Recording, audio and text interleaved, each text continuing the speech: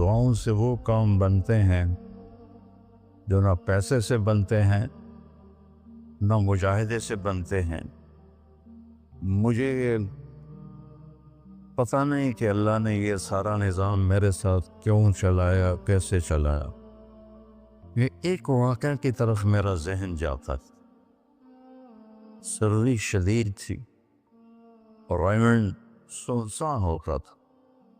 باہر بازار میں 2 ہوٹل تھے، ایک چائے کی دکان تھی۔ میں برآمدے میں کھڑا تھا تو میرے استاد صاحب رحمۃ اللہ علیہ مولانا عبد الرحمن، انہوں نے کروٹ بدلی کیا۔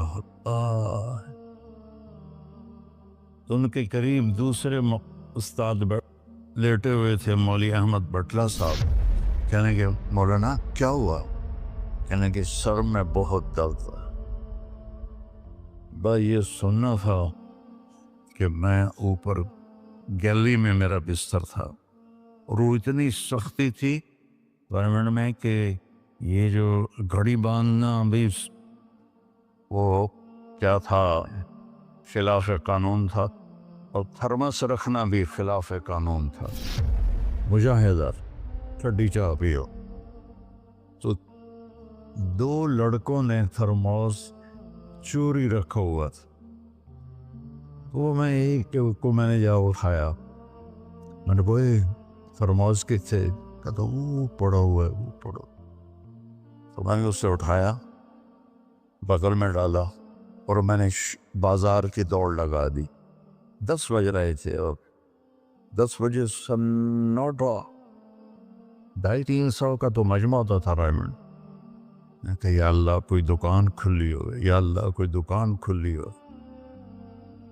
تو میں ننگے پاؤں، دسمبر کا مہینہ تھا، میں ننگے پاؤں دوڑا اور میں نے دیکھا تو وہ چائے کی دکان کا دروازہ بند تھا اور روشنی آ رہی تھی۔ میں نے کہا یہ لگتا ہے کھلی ہوئی ہے۔ تو میں نے اس کے کواڑ ایسے کیے تو وہ کھل گیا۔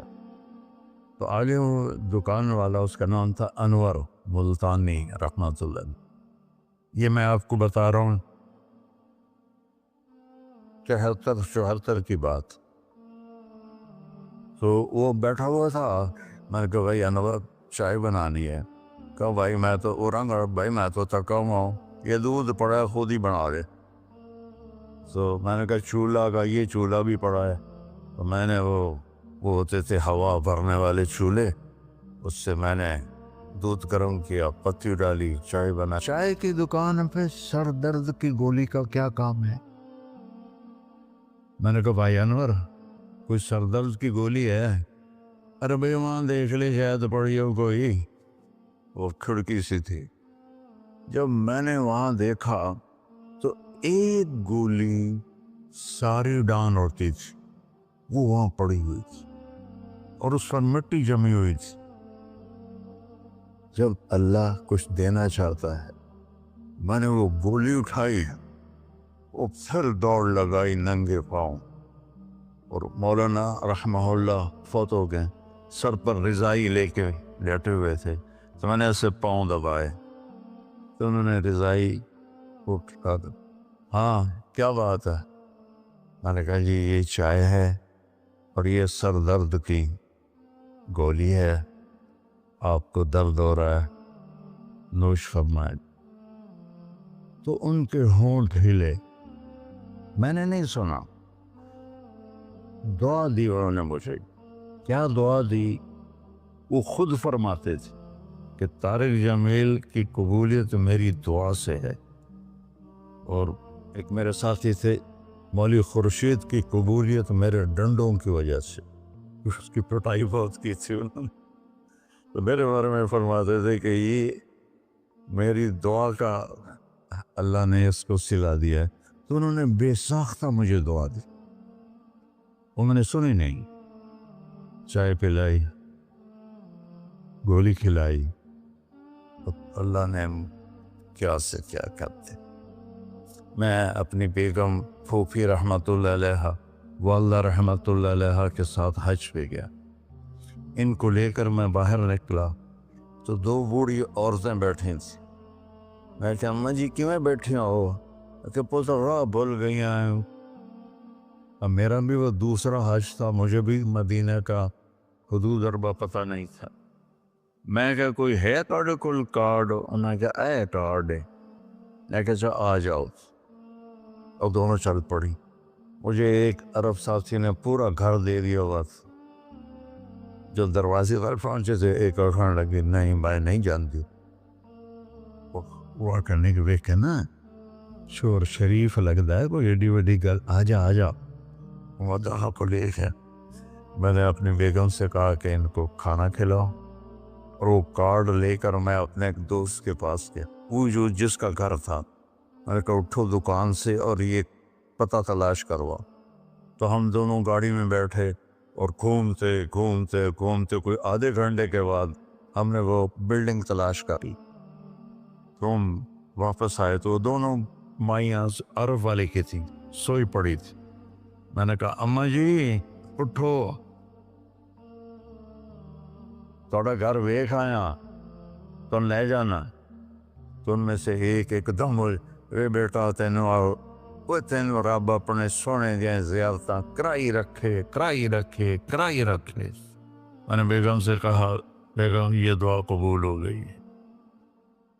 90 سے لے کر آج تک بلا ناغہ میرے رب نے مجھے اپنے گھر بلایا.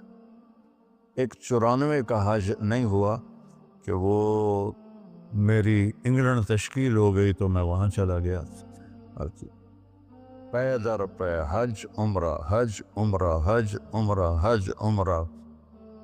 یہ 3 سال کووڈ کے جو آئے تھے نا, وہ ناغہ ہے.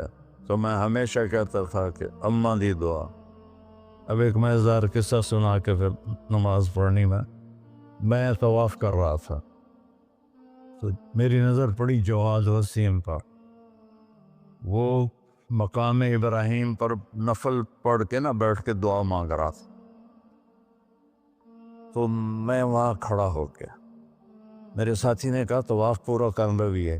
میں کہا پتہ نہیں اٹھ کے کتنے چلا جاوے, لہٰذا میں اس کے سامنے ایسے منہ کر کے کھڑا ہو گیا. وہ ایسے دعا مانگ رہا تھا. مانگتے اس نے جب اوپر نظر اٹھائی تو مجھے دیکھا, تو اس نے ایسے بھی نہیں کیا, اتنے ہی ہاتھ چھڑے دوڑ کے میرے پاس آیا. کہنے لگا مولانا تمہیں پتہ میں کی دعا کر رہا ہوں؟ میں کہا میں کوئی نجومیہ جو انہوں پتہ لگے ہوئے. کہنے لگا میں یہ دعا کر رہا, یا اللہ مولی طارق جمیل کو اماں کی دعا لگی ہوئی ہے, وہ ضرور آیا ہوگا حج پر, وہ جہاں بھی ہے مجھے ملا دیا. کہ یہ میرے الفاظ ختم ہوئے ہیں تو سامنے کھڑا تھا. تو اس میں آپ کو دعائیں ملیں گی بڑی زبردست. اللہ اپنے فرائض پورے کرو, نماز میں ناغہ نہ ہو, کسی کے لیے دل میں نفرت نہ رکھو, آپس میں اگر صحیح چلنا ہے تو ایک دوسرے کی غیبت نہ کرو, برائی نہ کرو, تو پھر انشاءاللہ نسلوں تک اللہ ہمارا یہ کام چلے گا. میں روزانہ مانگتا ہوں یا اللہ اس کو صدیوں پر لے جا. یہ نہیں کہ میں چلا جاؤں تو کام ختم ہو جائے. یا اللہ اس کو صدیوں پر لے جا, تیرے لیے کیا مشکل. تو میں آپ سب کا شکر گزار ہوں, اور یہ جو انہوں نے اتنا خوبصورت انتظام کیا ہے اس پر بھی انتظام والوں کا بڑا شکر گزار ہوں. پتہ ہے اس بستی کا نام کیا تھا پرانا؟ ڈل لالا. ڈل کہتے ہیں اس کنویں کو جس میں پانی نہ ہو, اس کو ڈل کہتے ہیں. تو یہاں پہلے آبادی نہیں تھی. 1945 میں ہمارا گاؤں ہے وہ ادھر حسین پراڑی والا, وہ 300-400 سال پرانا گاؤں ہے. تو جیسے برادریوں میں ہو جاتی ہے خبر, تو وہ کچھ ہوا ہوگا ہماری تو پیدائش سے پہلے. تو میرے تایا رحمۃ اللہ علیہ میاں حق نواز, انہوں نے آ کر یہاں گھر بنایا. اس وقت اس سے 50,000 روپیہ خرچ کیا تھا. تو 1948 میں پھر ان کے چھوٹے بھائی تھے میرے والد, انہوں نے آ کے گھر بنا لیا. تو اس گاؤں کی ابتدا ہوئی اور بسم اللہ ہوئی. تو اللہ تعالیٰ اسے آباد رکھے, اس چھوٹے سے گاؤں سے اس میں یہ رونقیں لگی رہیں. آپ کے تعاون کا, ان مستورات کا, ان بچیوں کا, آپ کا سب کا انتہائی شکر گزار ہوں. آپ اپنے اس کو جاری رکھیں. میں اجازت چاہتا ہوں کیونکہ مجھے فیصل آباد نکلنا ہے. اللہ بہت برکت دے, آپ سب کو قبول فرمائے. السلام علیکم.